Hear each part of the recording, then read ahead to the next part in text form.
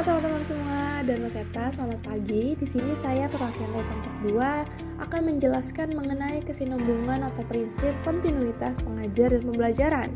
Kira-kira apa sih definisinya? Yuk kita bahas sama-sama. Kontinuitas atau kesinambungan mengacu pada pengetahuan dan kualitas profesional pengajar dalam peserta yang berkelanjutan.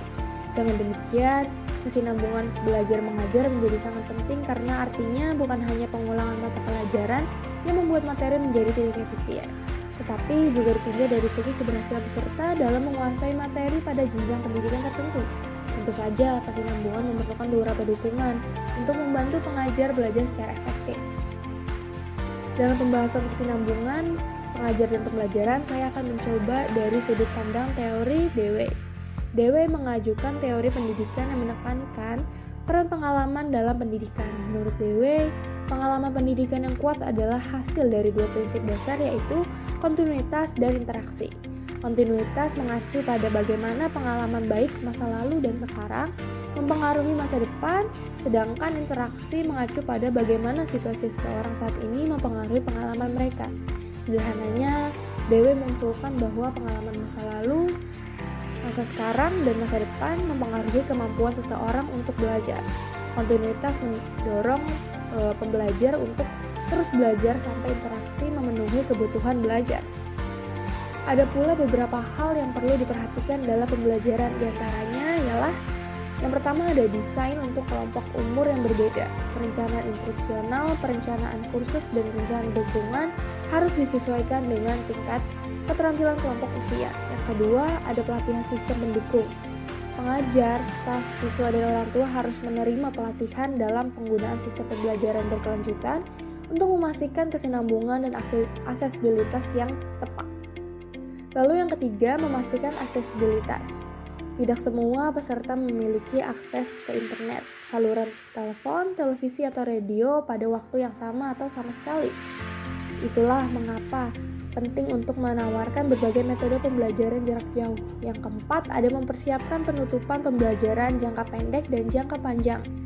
Tim perencanaan harus mengevaluasi alat mana yang terbaik untuk pembelajaran, seperti sumber daya yang tersedia saat ini, akses peserta, dan nilai.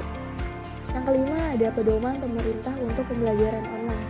Ketika pembelajaran mengembangkan rencana pendidikan dan pelatihan terlebih lanjut, mereka harus berkonsultasi terlebih dahulu dengan kebijakan nasional mereka untuk memastikan bahwa rencana tersebut konsisten.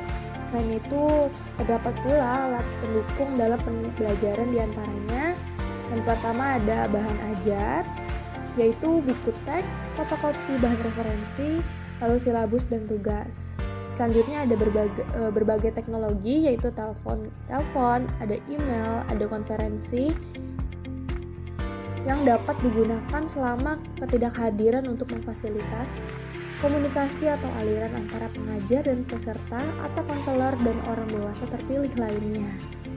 Misalnya, terdapat berbagai cara teknologi yang dapat dilakukan, yaitu salah satunya ada panggilan telepon dan video, lalu ada email, lalu ada konferensi web, selanjutnya ada media sosial seperti WhatsApp, Instagram, dan Facebook.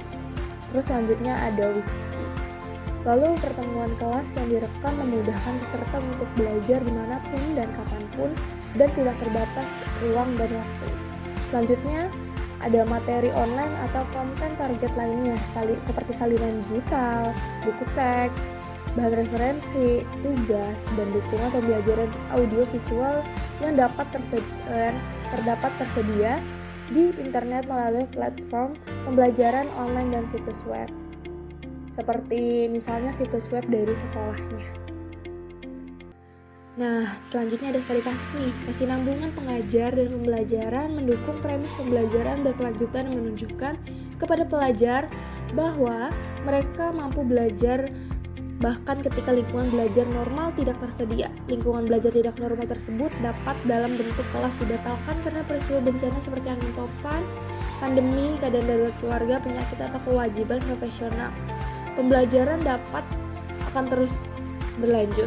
Hal ini dapat terjadi dalam berbagai format termasuk kelas ditiadakan dari jarak jauh. Pembelajar belajar melalui menonton video dan atau menyelesaikan tugas terstruktur tersendiri.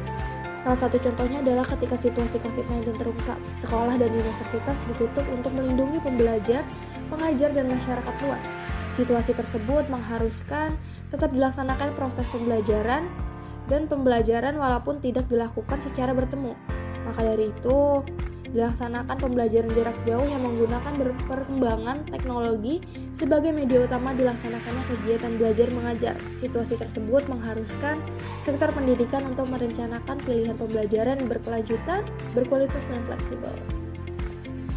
Sekian presentasi dari saya, perwakilan dari kelompok 2, kurang lebihnya mohon maaf. Terima kasih.